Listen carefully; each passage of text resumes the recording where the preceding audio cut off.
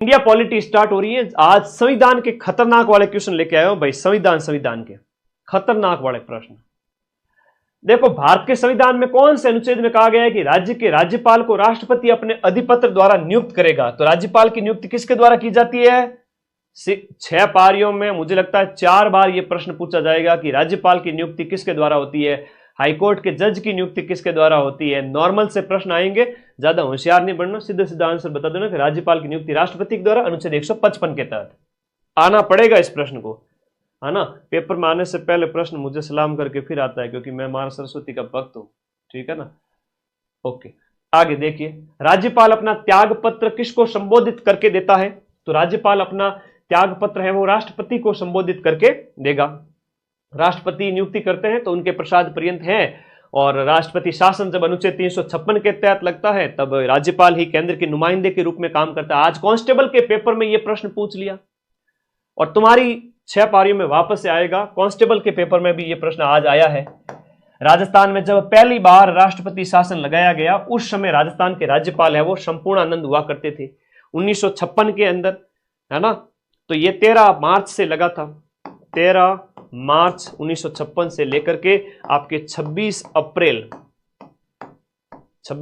तक, ये आप लोगों को याद रखना है। 4 राष्ट्रपति शासन लगे थे। पहला वाला सबसे छोटा था, और लास्ट वाला 1992 वाला 1 साल तक लगा था, 1992 से 93 दिसंबर से दिसंबर, वो सबसे लंबा था। तो सी ऑप्शन इसके अंदर राइट हो गया, वेरी एकदम सटीक आंसर। अगला, किस संविधान संशोधन के तहत, कौन से संविधान संशोधन के तहत? अरे लैब असिस्टेंट, ज्योग्राफी के, होम साइंस के पद भी मिल जाएंगे पिछली बार की तरह, चिंता नहीं करनी। इसमें देखो 1967, 56 वाला तो वो है आपके राज्यपाल पद का सृजन वगैरह, 67, 1977, 67, 77, ठीक इस तरह से याद रखो। फिर बाद में आपका 80 और 92, ये भैरव सिंह के टाइम में लास्ट वाले दो, तो 1980 और फिर है आपका 1992, ये भैरव सिंह के टाइम में,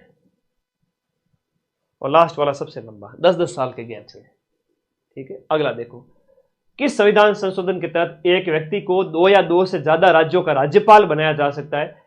तो 2 या 2 से ज्यादा राज्यों का राज्यपाल का जो प्रश्न है, ये है आपके 7वें संविधान संशोधन के तहत। इतना इंपॉर्टेंट है कि बार बार पूछा जाता है। 7वां संविधान संशोधन अधिनियम 1956 के तहत विवेक अधीन शक्तियों का प्रयोग करते समय राज्यपाल किसके प्रतिनिधि के रूप में काम करता है? विवेक वाली शक्तियां जो है राज्यपाल की, उसमें वो केंद्र के नुमाइंदे की तरह, जहां पर अनुच्छेद 200, 201 और राष्ट्रपति के पास में जो है कानून, वो जो कानून बनने से पहले रक्षित करके रख सकता है, अपने पास सुरक्षित रख सकता है, तो ये संघ सरकार के प्रतिनिधि के रूप में काम करता है। क्वेश्चन नंबर 96 कह रहा है कि आपके पर मुख्यमंत्री की नियुक्ति भारत के संविधान के कौन से अनुच्छेद के तहत होती है? तो अनुच्छेद 164 के तहत मुख्यमंत्री की नियुक्ति की जाती है। मुख्य सचिव के पद पर नियुक्त होने वाले अधिकारी का निम्न द्वारा चयन किया जाता है। अब यह बहुत प्यारा क्वेश्चन है, सचिवालय आपके सिलेबस में है, तो बताओ यहां पर मुख्य सचिव जो वर्तमान में है 45वें, अब बताओ इन्हें कौन नियुक्त करता है? क्वेश्चन नंबर आपका 97। तो इनकी नियुक्ति है वो किसके द्वारा होगी?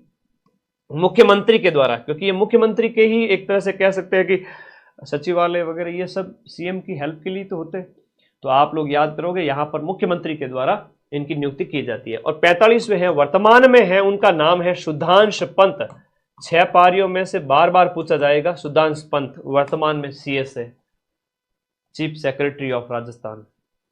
भारतीय संविधान का कौन सा अनुच्छेद उपबंध करता है कि प्रत्येक राज्य के लिए एक राज्यपाल होगा? तो राज्यपाल अनुच्छेद 153 हम बात करें कि राज्यों के बारे में जो प्रावधान है वो वहां से स्टार्ट हो जाते हैं। बाकी हम अनुच्छेद 52 से करें तो वो संघ वाले प्रावधान है संविधान के अंदर, वो मैंने बताए थे आपको, एक फोटो दी थी ना, पॉलिटी वाली पीडीएफ पढ़ी नहीं क्या? आगे देखो, अब तुम देखो नॉन स्टॉप कांस्टेंट 5000 लाइव जुड़े हुए हैं, और बोट वाला अगर होता ना तो एक झटके में 15-20 हजार कर देता मात्र 5 मिनट के अंदर, है ना। तो उस दिन किसी ने तो गलत काम किया था। एक जो एक्चुअल लाइव है वो स्थिर रहते हैं, 5, 5 के बाद 6 धीरे धीरे होते हैं। कोई ना कोई छेड़छाड़ करने वाला था जिसने हमारी पढ़ाई को डिस्टर्ब किया कि बड़े बड़े बच्चों को मैं नौकरी ना लगा दूं, इसलिए चलो छोड़ो उनको। राजस्थान के राज्यपाल को कौन हटा सकता है? राज्यपाल को अब केंद्र के नुमाइंदे के रूप में जब वो काम करेंगे तो कौन हटा सकता है? यहां पर राष्ट्रपति हो गया, है ना। राष्ट्रपति के पश्चात पर्यंत पद धारण करेंगे केंद्र के नुमाइंदे के रूप में, तो यहां पर राष्ट्रपति हो गया। क्वेश्चन नंबर 100 जो है, प्राय कौन राज्य विश्वविद्यालयों के कुलाधिपति के रूप में, जितने भी विश्वविद्यालय है उनके कुलाधिपति के रूप में राज्यपाल काम करता है? बिल्कुल, 1956 से इस पद का सृजन किया जाता है, राज्यपाल पद का निर्माण किया जाता है। पहले राज प्रमुख था। अगला देखिएगा क्वेश्चन 101, राजस्थान की प्रथम महिला राज्यपाल, पहली महिला राज्यपाल कौन थी? प्रतिभा देवी सिंह पाटिल। बाद में राष्ट्रपति भी रहे थे आप, तो 101 के अंदर ऑप्शन नंबर बी है, प्रतिभा पाटिल। बाद में राष्ट्रपति भी रहे थे, ये भी याद रखो, पहली महिला राष्ट्रपति। 102, राजस्थान के मुख्यमंत्री भजनलाल जी ने 16वीं विधानसभा में कौन से क्षेत्र से प्रतिनिधित्व किया? अब यह प्रश्न भी एग्जाम में पूछा गया है, तो इन्होंने जो सांगानेर क्षेत्र है वो जयपुर का, वहां से प्रतिनिधित्व किया है। क्वेश्चन 103 में देखिएगा, कौन सा राजस्थान का पहला मुख्यमंत्री रहा जो मुख्यमंत्री पद की शपथ लेने के बाद विधानसभा का सदस्य नहीं था? तो ये आपके यहां पर भैरव सिंह जी शेखावत थे 103 के अंदर। बाकी 6 महीने के अंदर सदस्यता लेनी पड़ती है। मुख्यमंत्री बनने के लिए कितनी, एक एमएलए बनने के लिए जो है वही आपका एमएलए ही तो होता है मुख्यमंत्री, पहले 25 साल की एज चाहिए होती है। राज्य मंत्री परिषद अपने पद पर बना रहता है किसके प्रसाद पर्यंत? जो राज्य मंत्री परिषद है, आवाज वगैरह प्रॉपर है, राज्य मंत्री परिषद की बात करें तो राज्यपाल के प्रसाद पर्यंत पद पर बने रहते हैं। भारत के संविधान का कौन सा संशोधन है जिसके द्वारा राजस्थान के मंत्री परिषद के आकार को परिसीमित किया गया? 91वां संविधान संशोधन अधिनियम 2003 के तहत यहां पर कहा गया है कि 15% से ज्यादा नहीं होगा, तो 200 का 15% इज इक्वल टू 30। तो राजस्थान जो मंत्री परिषद की बात करें वो 30 से ज्यादा नहीं होगी, अधिकतम। और न्यूनतम का प्रश्न भी एग्जाम में आ चुका है, न्यूनतम है वो आपके 12 और ये है आपके अधिकतम, और परसेंटेज निकालना आना चाहिए। और तुम्हें अगर डर लग रहा है ना तो मैं करा दूंगा, तो तुम्हें गणित के छोटे मोटे प्रश्न, मुझे गणित इतनी नहीं आती, इतनी क्या, मेरी गणित तो बहुत वीक है भाई। मैं तो जब 10वीं में था तो गणित को रट रट के जाता था, बड़ी मुश्किल से पास की थी 10वीं गणित की वजह से। बाकी 5 सब्जेक्ट में मेरे मार्क्स 95 रहते थे, गणित में मेरे मार्क्स 55-60 रहते थे। तो मुझे टॉप करने के लिए अदर सब्जेक्ट मजबूत करने पड़ते थे। तो तुम्हारा डर भगाने के लिए मैं भी कर दूंगा, ठीक है। गणित के कुछ क्वेश्चंस मैं तुम्हें सॉल्व कराऊंगा, बड़े सिंपल एक क्लास के, छोटे मोटे बड़ी क्लास के साथ में ले आऊंगा, ताकि तुम्हें डर लगे कि गुरुजी गणित में डब्बा गोल है फिर भी गणित कर रहे हैं, तो हम तो गुरुजी से तो बेटर है गणित के अंदर। हाँ भाई हो, ठीक है, तो कर लेना। इसमें सीएम भी शामिल होता है ना, सीएम के साथ, सीएम सहित, है ना, 29+1।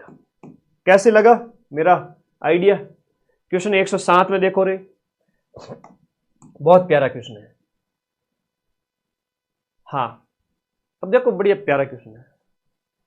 राजस्थान मंत्री परिषद में मंत्रियों की अधिकतम संख्या कितनी हो सकती है? 30 हो सकती है। राजस्थान के प्रशासन और विधायन के प्रस्ताव से संबंधित मामलों में मुख्यमंत्री से सूचना कौन प्राप्त कर सकता है? जैसे सेंट्रल लेवल पर हम बात करें राष्ट्रपति की, वैसे स्टेट पर हम बात करें तो राज्यपाल है वो सूचना प्राप्त कर सकते हैं, वैसे के वैसे राष्ट्रपति।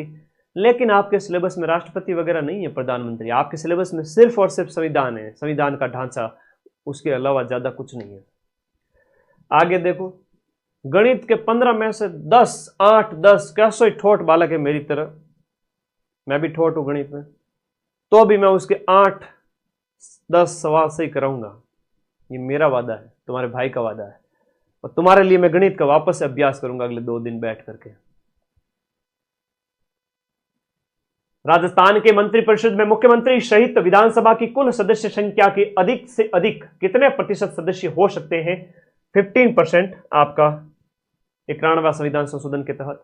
राज्य मंत्रिपरिषद में कम से कम कितने सदस्य, वेरी इंपॉर्टेंट, मंत्रिपरिषद में कम से कम है आपके 12 सदस्य, 110। अगला देखिएगा, किस दिनांक को, कौन सी डेट को राजस्थान हाईकोर्ट की स्थायी पीठ है वो जयपुर में स्थापित की गई थी? जयपुर में स्थापित की गई थी 1976 के अंदर राजस्थान हाईकोर्ट की उच्च न्यायालय की स्थायी पीठ। अभी खंडपीठ स्थापित है जयपुर के अंदर, आपको याद रखना, मुख्य पीठ है, मुख्य जो हाईकोर्ट है वो तो हाईकोर्ट जोधपुर के अंदर, यह पीठ आपके 76 के अंदर स्थापित होती है। अगला क्वेश्चन देखिएगा, राजस्थान हाईकोर्ट के पहले न्यायाधीश कौन थे? कमलकांत वर्मा थे। वर्तमान की बात करोगे तो आप के.आर. श्रीराम का नाम लेना, के.आर. श्रीराम ये वर्तमान में है, और इनसे पहले एम.एम. श्रीवास्तव जी थे, और ये 43वें क्रम के हैं, ठीक है, 43rd है। हाईकोर्ट कौन से अनुच्छेद के तहत रिट जारी कर सकता है? आपको पता है कि अनुच्छेद 32 के तहत, अनुच्छेद 32 के तहत सुप्रीम कोर्ट को यह अधिकार है, और अनुच्छेद 226 के तहत आपके हाईकोर्ट को अधिकार है कि आपको मूल अधिकार दिलाए। यह बड़ा प्यारा प्रश्न है जो एग्जाम में पूछा जाता है, ठीक है, बहुत प्यारा क्वेश्चन है, मोस्ट इंपोर्टेंट है। उच्च न्यायालय के न्यायाधीशों की नियुक्ति की जाती है, वेरी इंपॉर्टेंट, और 6 पारी के अंदर कम से कम 4 बार पूछा जाएगा। हाईकोर्ट के जजों की नियुक्ति है वो कौन करते हैं? हाईकोर्ट के जजों की नियुक्ति, अभी पटवारी में भी पूछा था, हाईकोर्ट के जजों की नियुक्ति कौन करते हैं? रट लेना, अच्छे से दिमाग में बिठा लेना, राष्ट्रपति, अच्छे से रट लेना। राजस्थान प्रशासन प्रणाली के उच्चतम स्तर पर कौन है? देखो, राजस्थान के प्रशासनिक जो सिस्टम है, एडमिनिस्ट्रेटिव जो ढांचा है, उस स्ट्रक्चर के अंदर जो सर्वोच्च होता है वो आपका सचिवालय है। राज्यपाल कार्यालय होता है कि मुख्यमंत्री कार्यालय होता है, क्या होता है? तो ये आपका सरकारी सचिवालय होता है, और उसका हेड है वो आपका चीफ सेक्रेटरी यानी कि मुख्य सचिव कहलाता है। मुख्य सचिव के पद पर नियुक्त होने वाले अधिकारी का चयन किसके द्वारा किया जाता है? मुख्यमंत्री, सीएम के द्वारा, क्योंकि वो सचिवालय सचिव है जो आपका यहां पर मुख्यमंत्री के द्वारा। क्वेश्चन नंबर 117 के अंदर देखिएगा, राजस्थान सरकार में सर्वोच्च प्रशासनिक पद कौन सा होता है? यह चीफ सेक्रेटरी होता है, प्रशासन में सबसे ऊंचा। मुख्य सचिव का निम्न में से कौन सा कार्मिक प्रशासन से संबंधित दायित्व नहीं है? यह थोड़ा सा कठिन प्रश्न है, कई बार झटके भी लगने चाहिए, तो थोड़ा सा कठिन प्रश्न है, तो ध्यान रखिएगा। बड़ा अच्छा प्रश्न पूछा है कि कौन सा कार्मिक प्रशासन से संबंधित दायित्व नहीं है। क्वेश्चन नंबर जो 118 है उसमें सेवा शर्तों में संशोधन करता, लोक सेवकों के नियमों के प्रति जो है लोक सेवकों के नियमों के प्रति प्रतिबद्धता पर नजर रखता है, पदोन्नति और वरिष्ठता के निर्धारण से संबंधित है वो काम करता है, लेकिन मंत्रिमंडल की बैठक बुलाने के विषय में सूचना देने का यहां पर उसका दायित्व नहीं है, सीएस का। क्वेश्चन नंबर 19, राजस्थान की पहली महिला मुख्य सचिव, राजस्थान की पहली महिला मुख्य सचिव कुशल सिंह थी 2009 के अंदर, अशोक गहलोत के टाइम में 2009, और दूसरी है उषा शर्मा। उषा शर्मा जो अभी सुधांशु पंत से पहले थी, और ये लास्ट हम कह सकते हैं कि सीएस थी, उनके बाद में सुधांशु पंत बने हैं, ठीक है। अगला देखिएगा क्वेश्चन नंबर 120, निम्न में से किसे जिले में प्रमुख जनगणना अधिकारी माना जाता है? तो जनगणना अधिकारी है वो आपका डीएम होता है, डिस्ट्रिक्ट मजिस्ट्रेट कलेक्टर होता है। क्वेश्चन 121 कह रहा है आपका, राजस्थान सिविल सेवा प्राधिकरण, सिविल सेवा प्राधिकरण है वो आपके कहां पर है? राजधानी जयपुर के अंदर है। राजस्थान में पहला राजस्व दिवस कब मनाया था? अरे प्रशासन पूरा सिलेबस में है 4th ग्रेड के अंदर, 15 अक्टूबर 2020 या फिर 2019, 15 अक्टूबर 2020 को, 15 अक्टूबर 2020 को पहला राजस्व दिवस मनाया गया, और राजस्व मंडल कहां पर है? वो अजमेर में है, यह भी याद रखो। कमिश्नरेट प्रणाली का सर्वोच्च अधिकारी कौन है? वैसे राजस्थान के अंदर हम बात करें, कमिश्नरेट प्रणालियां कितनी जगह पर है? कमिश्नर, पुलिस कमिश्नर जहां बैठता है, बताओ फटाफट। कमिश्नर प्रणाली का सर्वोच्च अधिकारी कौन होता है? तो वो होता है शहर पुलिस आयुक्त, जो कि सीपीसी है, वो होता है शहर पुलिस आयुक्त। तो कमिश्नर प्रणाली है वो आपको 2 जगह। Okay, Jaipur, Jodhpur. Question number 124, यहां देखिएगा, बहुत बढ़िया, मजा आ रहा है सभी को, आप बढ़िया आनंद के साथ। देखो आज की क्लास आगाज करना जरूरी था, 6 दिन ही बचे थे, तो इस वजह से थोड़ा, हालांकि प्रेशर बहुत था। पहले वो कट ऑफ के प्रूफ इकट्ठे किए सेकंड ग्रेड वालों के, एसएसटी का पेपर इतना कठिन आया कि सारी कोचिंगें हाँफने लग गई, है ना। कई लोग प्रूफ भी नहीं दे पाए, 99%। तो अपनी जिम्मेदारी थी, और टेलीग्राम में मैंने भेजा बाकायदा, कठिन से कठिन पेपर के 100 में से 85 प्रूफ, कठिन पेपर के, जीके वाले के। और एसएसटी ऐसा पेपर होता है जिसमें हवा ही नहीं लगती किसी के नोट्स की, वहां भी देखो खूब सारे प्रूफ दिए। देखो तो सही पहले टेलीग्राम में जाकर के, भरोसा रहा है ना तुम लोगों को मेरे ऊपर, कई नए बच्चे जुड़े हुए, है ना, उनके लिए तो डालडा घी भी बराबर, देसी घी भी बराबर। तो समझो भाई, देसी घी खाने की आदत डालो, पेट खराब नहीं होगा कभी भी, और पेट साफ रहेगा हमेशा। राजस्थान पुलिस का जो प्रतीक चिन्ह है वो आपका विजय स्तंभ है, चित्तौड़गढ़ वाला। डॉक्टर राजेंद्र प्रसाद जी, डॉक्टर राजेंद्र प्रसाद के कार्यभार संभालने से पहले संविधान के अस्थायी सभापति कौन थे?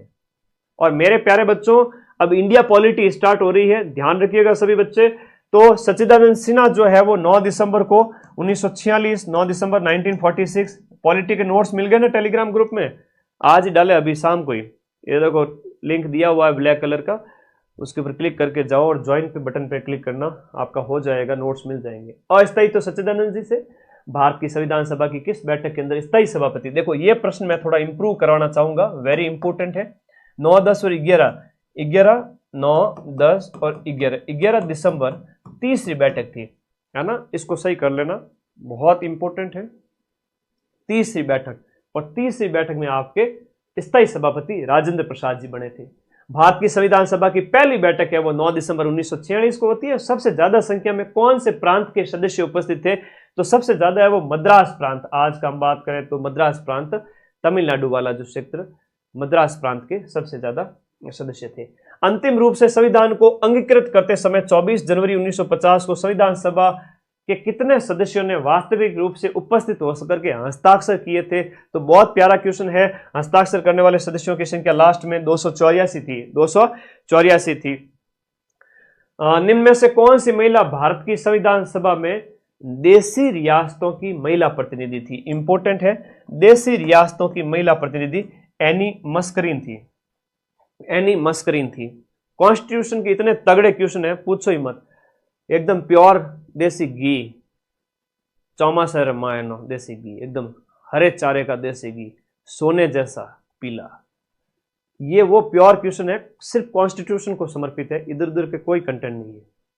ये कथन किसका है? बताना कि मैं आपके इस विचार से सहमत हूं, यद्यपि हमारे संविधान में ऐसे उपबंधों का समावेश भी है जो केंद्र को ऐसी शक्ति प्रदान करते हैं जिसमें प्रांतों की स्वतंत्रता समाप्त सी हो जाती है, फिर भी ये संघवाद है, परिसंघात्मक शासन है। परिसंघ का मतलब होता है केंद्र और राज्य। अब ये सारे प्रश्न है वो आपके एग्जाम में पूछे हुए हैं, ये प्रश्न एग्जाम में पूछे हुए हैं, इसलिए मैं ये क्वेश्चन लेकर के आया हूं, है ना। इसमें कोई ऐसा वो नहीं है कि भाई तुम्हें कोई दिखाने के लिए, तो ये पूछे हुए क्वेश्चन है इसलिए लाया हूं। भीमराव जी अंबेडकर का कथन है,